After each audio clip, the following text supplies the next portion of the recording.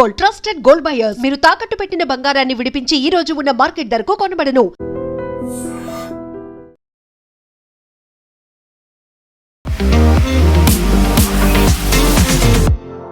నమస్తే, నేను Kavitha. Welcome to I dream news and నిజాలు. ఇరాన్ మీద అమెరికా, ఇజ్రాయెల్ సంయుక్తంగా చేస్తున్నటువంటి దాడులు 30వ రోజు కంటిన్యూ అయ్యాయి. ఇప్పుడు సెకండ్ మంత్లోకి ఎంటర్ అయిపోయింది. ఈ నేపథ్యంలోనే ఇప్పటిదాకా ఆర్మీ ఎంటర్ అవ్వలేదు, but army boots on the ground అక్కడ భూతల దాడులకు కూడా సిద్ధమయ్యాము అంటూ అమెరికా అనౌన్స్ చేసింది. వీఆర్ వెయిటింగ్, మేము ఎప్పటి నుంచో ఎదురు చూస్తున్నాం, మీరు రండి, ఇక్కడ ఉన్నటువంటి సముద్రంలో షార్క్లకి ఆహారంగా మారండి అనేటువంటి ఒక మాటని ఇరాన్ కూడా చెప్తోంది. నెక్స్ట్ ఏం జరగబోతోంది? ఇప్పుడైతే మధ్యవర్తిత్వం వహిస్తున్నాయి పాకిస్తాన్, టర్కీ, ఈజిప్ట్. ఆ తర్వాత సేమ్ టైం యుద్ధానికి కూడా సిద్ధమవుతున్నాయి రెండు దేశాలు. నెక్స్ట్ మనతో పాటుగా ఉన్నారు సీనియర్ జర్నలిస్ట్ సురేష్ కొచ్చాతిల్ గారు. సార్ నమస్తే. సో 30 days కంప్లీట్ అయిపోయాయి, ఇప్పుడు మళ్ళీ సెకండ్ మంత్లోకి ఎంటర్ అయ్యింది. ఎలా ఉంటుంది పరిస్థితి అసలు? అదే ఎవరికి అర్థం కావట్లేదు. ట్రంప్ ఏమో అన్నారు, ముందు మీకు గుర్తుంటుంది, యుద్ధం అయిపోయిందన్నారు.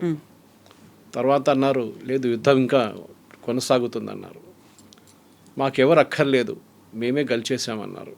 తర్వాత అన్నారు కాదు, నేటో అలయన్స్ ఎక్కడ ఉన్నారు, ఎందుకు రావట్లేదు అన్నారు. ఆయన కాంట్రడిక్షన్ చేస్తున్నారు. దీన్ని కొంతమంది అమెరికన్ సైకాలజిస్ట్ ఏమంటున్నారంటే ఆయన ఒక టాక్టికల్ పొజిషనింగ్ తీసుకుంటున్నారు. ఒకరోజు ఒక చెప్తే నెక్స్ట్ ఇంకో రోజు ఇంకోటి చెప్తే ఎనిమీ కన్ఫ్యూజ్ అయిపోతారు. అంటే ఇరాన్ కన్ఫ్యూజ్ అయిపోతున్నా, ఈయన ఏం ప్లాన్ చేస్తున్నాడు. పాకిస్తాన్లో కూర్చొని మాట్లాడుతున్నా అంటారు, అందరు ఉన్నారు కానీ ఇరాన్ లేరు, ఎవరితో మాట్లాడతారు? మళ్ళీ ఇరాన్ దగ్గర వెళ్ళి మాట్లాడడానికి ఎవరికి దమ్ము లేదు ఇప్పుడు. బేసిక్లీ ఈవెన్ పాకిస్తాన్ భయపడుతున్నారు. ఎందుకంటే రేపు ఏదైనా జరిగింది అనుకోండి, విచ్ ఇరాన్ మీద దాడి జరిగింది, పాకిస్తాన్ మీద దాడి చేస్తారు ఇరాన్. ఎందుకంటే మీరు అమెరికాని ఆపలేకపోయారు, దానికోసం మీ మీద దాడి చేస్తున్నారని చెప్పి. మనం ఇవాళ చూసాం, 2 మేజర్ అల్యూమినియం ప్లాంట్స్ మీద అటాక్ చేశారు, యూఏఈలో ఒకటి.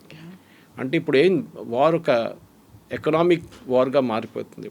అంటే గల్ఫ్ నేషన్స్ది ఎకానమీని మొత్తం డిస్ట్రాయ్ చేస్తున్నారు. ఖతార్ గ్యాస్ మొత్తం కొట్టేశారు, 80% వాళ్ళ ప్రొడక్షన్ పడిపోయింది. సౌదీ అరేబియా వాళ్ళ మెయిన్ స్ట్రేట్ ఆఫ్ హార్మోస్ నుంచి ఆయిల్ తీసుకురాలేకపోతున్నారు. ఇక్కడ నుంచి 7 million barrels per day మన ఇటువైపు నుంచి, రెడ్ సీ వైపు నుంచి, యాన్బూ పోర్ట్ నుంచి ఎక్స్పోర్ట్ చేయడం ట్రై చేస్తున్నారు. ఒక స్టేటస్ కో లాగా అయిపోయింది ఇప్పుడు. అంటే ఎవరు ఏం చేయలేకపోతున్నారు. ట్రంప్ మన ఈ సెకండ్ ఫేజ్ అంటే 3వ వారానికి వచ్చినప్పుడు అన్నారు స్ట్రెయిట్ ఆఫ్ హార్మోస్ ఓపెన్ ఉంచాలి, నాకు ఇరాన్ గిఫ్ట్ ఇచ్చారని చెప్పారు లాస్ట్. మీకు గుర్తు? ఆ గిఫ్ట్ ఇదంట. 20 షిప్లు అక్కడ ఉన్నాయి, ఆ 20 షిప్పుల్ని మేము పోనిస్తాము. There are stuck inside. Already strait of Hormuz కన్నా ముందు ఇరాన్ వైపు, కార్గ్ ఐలాండ్ వైపు, ఇటు సౌదీ అరేబియా వైపు ఆల్రెడీ షిప్స్ ఉన్నాయి. ఇక్కడ almost 70 ships are there loaded. దాంట్లో మనది కూడా 6 ఉన్నాయి. దాంట్లో 2 నిన్న వచ్చేసినాయి, బయటకు వచ్చేసినాయి. ఇంకా 4 అక్కడ మెయిన్ అంటే ఫ్యూయల్. అది కాకుండా కంటైనర్ కార్గో కూడా ఉంది మనది, ఫర్టిలైజర్ లాంటి ప్రోడక్ట్స్ తీసుకురావడం. అది కూడా అక్కడ షిప్స్ రెడీగా ఉన్నాయన్నమాట. సో ట్రంప్కి ఇప్పుడు ఏంటంటే యుద్ధం కావాలని ఉంది. ఎందుకంటే ఇరాన్ని ఆయన చాలా ట్రై చేశారు.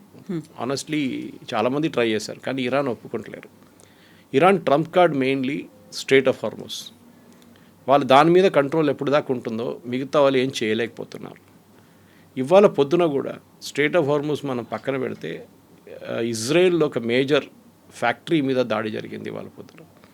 అంటే ఇంత డిస్ట్రాయ్ చేసేసాం, అయిపోయింది. ఇవాళ పొద్దున కూడా తెహరాన్ మీద దాడి ఉండే.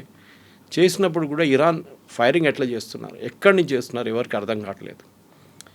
ఇప్పుడు బూట్స్ ఆన్ ద గ్రౌండ్ అన్నారు మీరు, that's a typical American terminology. కానీ అమెరికన్ కాంగ్రెస్లో దీనికి చాలా పెద్ద వ్యతిరేకత ఉంది.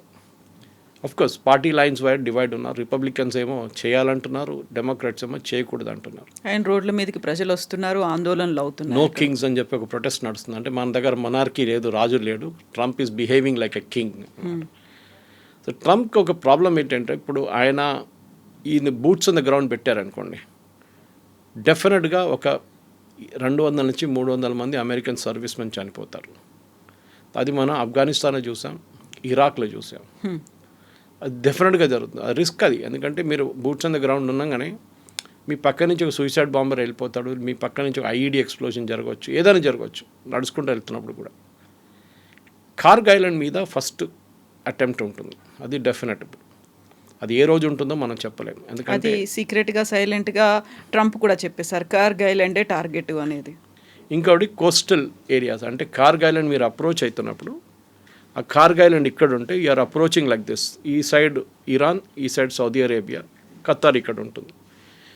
ఈ పొజిషన్లో మీరు వెళ్తున్నప్పుడు ఈ కోస్టల్ బ్యాటరీస్ అంటారు, ఇరాన్ వైపు ఉన్న ఈ చిన్న చిన్న షిప్స్, చిన్న చిన్న బోట్లు కానివ్వండి, సూసైడ్ బోట్స్ కానివ్వండి, అది కాకుండా అక్కడి నుంచి షోల్డర్ ఫైర్డ్ మిసైల్స్ ఉన్న కూర్చున్న వాళ్ళందరూ ఇటువైపు కూర్చుంటారు.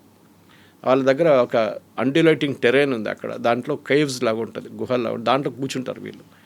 సో ఎక్స్పెడిషనరీ యూనిట్ ఒకటి ఉంది వీళ్ళది. 82nd ఎయిర్బార్న్ డివిజన్ ఉంది. ఈ ఎయిర్బార్న్ డివిజన్ ఏం చేస్తారంటే బహుశా ఇప్పుడు వీళ్ళే ఈ కోస్టల్ బ్యాటరీస్ని ముందు కొడతారు.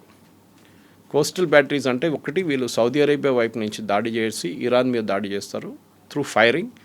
ఇటువైపు వీళ్ళు ల్యాండ్ అయి వెళ్ళి ఈ షిప్స్ కానీ చిన్న చిన్న బోట్స్ కానీ అక్కడ ఉన్న కోస్టల్ ఏరియాలో ఉన్న ఇరానియన్ ఈ రెవల్యూషనరీ గార్డ్స్ వాళ్ళ యూనిట్స్ ఉన్నాయి, దాన్ని డెస్ట్రాయ్ చేయడానికి ట్రై చేస్తారు.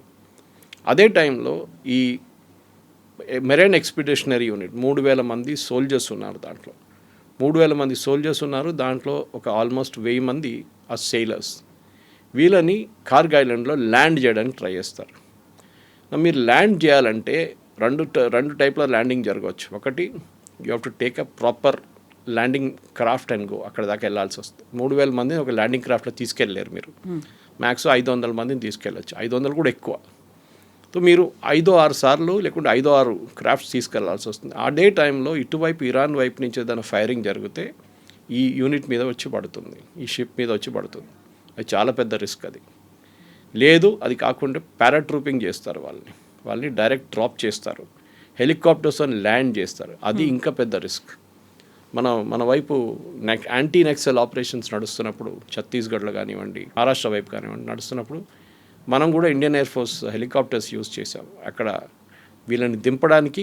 దాని తర్వాత ఎవరైనా ఇంజర్డ్ అయినప్పుడు వాళ్ళని తీసుకెళ్ళడానికి ఈ హెలికాప్టర్స్ మీద హెవీ ఫైరింగ్ చేస్తారు నక్సలైట్స్ ఆ టైంలో. వీళ్ళు ఆలోచించారు, నక్సలైట్స్ దగ్గర ఉన్న ఆయుధాలు చాలా ప్రిమిటివ్గా ఉంటుంది, కానీ ఇది యుఎస్ ఆర్మీ దగ్గర చాలా అడ్వాన్స్గా ఉంటుంది, ఇరానియన్స్ దగ్గర ఇంకా అడ్వాన్స్గా ఎక్విప్మెంట్ ఉంది.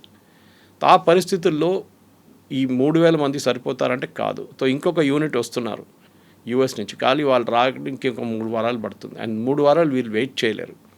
ఇప్పుడు ఈ యుఎస్ఎస్ ట్రిపుల్ అని ఒక షిప్ మీద తీసుకొచ్చారు వీళ్ళని, ఈ 3,000. అది 3,000 మంది దాంట్లో వచ్చారు అంటే దాంతోపాటుగా ఇంత పెద్ద మిసైల్స్ కావచ్చు అన్నీ పట్టుకొచ్చారని ఎంత పెద్దగా ఉంటుంది అనేది we can imagine that. War scenario అర్థం కావట్లేదు నాకు ఇప్పుడు డిస్క్రైబ్ చేసింది ఒక సెనారియో అని అమెరికన్ మిలిటరీ ఎక్స్పర్ట్స్ అంటున్నారు. దట్ ఈస్ కోస్టల్ బ్యాటరీస్ని కొట్టడం ఇరాన్ వైపు ఉన్నది. అదే టైంలో సౌదీ అరేబియా వైపు నుంచి, ఖతార్ వైపు నుంచి వాళ్ళ బేసెస్ ఉన్నాయి, అక్కడి నుంచి they will consistently air attacks చేయబోతున్నారు ఇరాన్ అసెట్స్ మీద. అదే టైంలో డైవర్షనరీ టాక్టిక్గా అటువైపు నుంచి ఒక టీం కార్గిల్ ఐలాండ్ వైపు వెళ్తుంది. ఇరాన్ వైపు నుంచి ఇప్పుడు మిసైల్ లాంచ్ చేస్తే ఏమవుతుంది, that is the biggest worry అమెరికాకి. సో ప్రెసిడెంట్ ట్రంప్ డిసైడ్ చేయలేకపోతున్నారు. ఆయనకి ఎప్పుడు టిపికలీ ఒక కమాండింగ్ ఆఫీసర్ కానీ మిగతా వాళ్ళు ఒక రేంజ్ ఆఫ్ ఆప్షన్స్ ఇస్తారు. మనం ఇది చేస్తే ఇది అవుతుంది, ఇది చేస్తే ఇది చేస్తుంది, వార్ సినారియో ఉంటుంది. ఈ పరిస్థితుల్లో ఇప్పుడు ట్రంప్ దగ్గర ఆప్షన్స్ ఏం లేవు ఎక్కువ. ల్యాండ్ చేస్తే ఒక 10-20% మంది చనిపోతారని, గాయపడతారని 100%. అదే టైంలో చేయకపోతే ఏం చేస్తారు? యుద్ధం ఎక్కడ ఆగుతుంది? ఇరాన్ ఏమంటున్నారు, మేమేం చేయట్లేదు, మేము అసలు ఇక్కడ వీళ్ళని ఎవరిని రానియము, మేము ఎవరి మీద దాడి చేయట్లేదు, మా మీద దాడి చేస్తే మేము చేస్తున్నాం అంతే. సేమ్ టైం ఇప్పుడు యుఏఈ చూడండి, ఖతార్ చూడండి, సౌదీ అరేబియా, కువైత్, బహ్రెయిన్ వీళ్ళందరి మీద దాడి చేశారు, డైలీ చేస్తున్నారు ఇప్పుడు కూడా. ఆ పరిస్థితుల్లో వీళ్ళు అటాక్ చేసినప్పుడు కార్గిల్ ఐలాండ్ మీద డెఫినెట్గా ఇరాన్ కార్గిల్ ఐలాండ్ మీద పాసిబ్లీ అటాక్ చేయరు. ఆ టైంలో వీళ్ళ ఇటువైపున సౌదీ అరేబియా కానీ యుఏఈ మీద కొడతారు. ఆల్రెడీ స్టార్ట్ అయింది చెప్పాను చూడండి, వాళ్ళ పొద్దున వాళ్ళ పెద్ద అల్యూమినియం ప్లాంట్ మీద కొట్టారు వాళ్ళు. అక్కడ ఎంతమంది గాయపడ్డారో చనిపోయారో తెలియదు, ఇంకా రిపోర్ట్స్ రాలేదు. అట్లాంటి పరిస్థితుల్లో ఇరాన్ ఎకనామిక్ అసెట్స్ని కొట్టడానికి వెళ్తే డెఫినెట్గా ఈ గల్ఫ్ అలైస్ యుఎస్ మీద ఇంకా ప్రెషర్ పెడతారు, మీరు ఏదైనా చేయండి అని. అక్కడ కూడా ఒక డివిజన్ ఉంది కవిత గారు. ఒక సౌదీ అరేబియా ఏమో ఇరానియన్ రెజ్యూమ్ని once and for all finish చేసేద్దామని చెప్తున్నారు. దానికి వాళ్ళు యుఎస్కి సపోర్ట్ ఎంత కావాలో సపోర్ట్ చేయడానికి ట్రై చేస్తున్నారు. ట్రంప్ నిన్న ఒక డెరగరేటివ్ వర్డ్ యూజ్ చేశారు సౌదీ మొహమ్మద్ బిన్ సల్మాన్ గురించి. అది మనం ఇట్లాంటి బ్రాడ్కాస్ట్ వాడలేము. బేసిక్లీ ఏం చెప్పారంటే నాకు వచ్చి రిక్వెస్ట్ చేస్తున్నారు. I'm using a very diplomatic word. డెస్పరేట్గా రిక్వెస్ట్ చేస్తున్నారు, ఏదైనా చేయండి అని చెప్పి సౌదీ అరేబియా చెప్తున్నారు. కానీ సౌదీ అరేబియా వాళ్ళకి రిస్క్ కూడా తెలుసు దీన్ని. వాళ్ళ ఎకనామిక్ అసెట్స్ మీద కొడితే మళ్ళీ వాళ్ళకు ఖతార్ లాగా వాళ్ళకు కూడా ఒక 5 సంవత్సరాలు పడుతుంది రికవర్ కావడానికి. మీరు సరే యన్బూ నుంచి మీరు 7 మిలియన్ బ్యారెల్స్ ఎక్కిస్తున్నారు డైలీ షిప్లలో, కానీ అక్కడ హూతీలు మొదలుపెట్టారు ఇప్పుడు గొడవ. నిన్నటి నుంచి హూతీలు కూడా స్టార్ట్ చేశారు. అక్కడి నుంచి ఏదైనా సౌదీ అరేబియన్ షిప్ కానీ ఏ షిప్ అయినా యూరోపియన్ వైపు వెళ్ళే లేకుంటే యుఎస్ వాళ్ళ అసెట్స్ ఉంటే మేము దానికి కొడతామని హూతీలు మొదలుపెట్టారు. ఇటువైపు లెబనాన్లో ప్రాబ్లం నడుస్తుంది. లెబనాన్లో సదర్న్ లెబనాన్ కంప్లీట్లీ ఆక్యుపై చేయాలని చెప్పి బెంజమిన్ నెటన్యాహు వాళ్ళ ఆర్మీకి ఆర్డర్స్ ఇష్యూ చేశారు. అది బేసిక్లీ ఒక బఫర్ జోన్ క్రియేట్ చేయడానికి, ఇజ్రాయెల్ లెబనాన్ నడిమిట్లో ఒక బఫర్ జోన్ క్రియేట్ చేయడానికి. ఇజ్రాయెల్ టాక్టిక్ ఈ యుద్ధంలో చాలా క్లియర్. వాళ్ళకి ఇరాన్లో ఈ రెజీమ్ ఉండకూడదు, అంతే. I think among all the parties most clarity ఉన్నది ఇజ్రాయెల్కే. యుఎస్ డిసైడ్ చేయలేకపోతున్నారు యుద్ధం చేయాలన్నా వద్దా, బూట్స్ ఆన్ ద గ్రౌండ్ పెట్టాలన్నా వద్దా, ఎన్ని రోజులు మీరు ఇరానియన్ అసెట్స్ని డెస్ట్రాయ్ చేస్తారు. ఎందుకంటే అక్కడున్న ప్రజలు కూడా ఇప్పుడు యూఎస్ని సపోర్ట్ చేయట్లేదు. ఇనీషియల్ స్టేజ్లో ప్రజలు చాలా మటుకు రోడ్డు మీద వచ్చి ప్రొటెస్ట్ చేశారు. ఆ టైంలో help is on the way అన్నారు ట్రంప్. ఆ హెల్ప్ ఎప్పుడు రాలేదు. ఇప్పుడు ప్రజలు కూడా బయటికి రావట్లేదు, ఎందుకంటే మీరు వాళ్ళ ఎకనామిక్ అసెట్స్ మీద కొడుతున్నారు. వాళ్ళ పవర్ ప్లాంట్ మీద కొట్టారు, హెవీ వాటర్ ప్లాంట్ మీద కొట్టారు. ఇవాళ ఒక పొద్దున జరిగిన ఒక స్ట్రైక్లో they hit their water source. ఒక టెరిటరీలో, ఇరాన్ ఒక టెరిటరీలో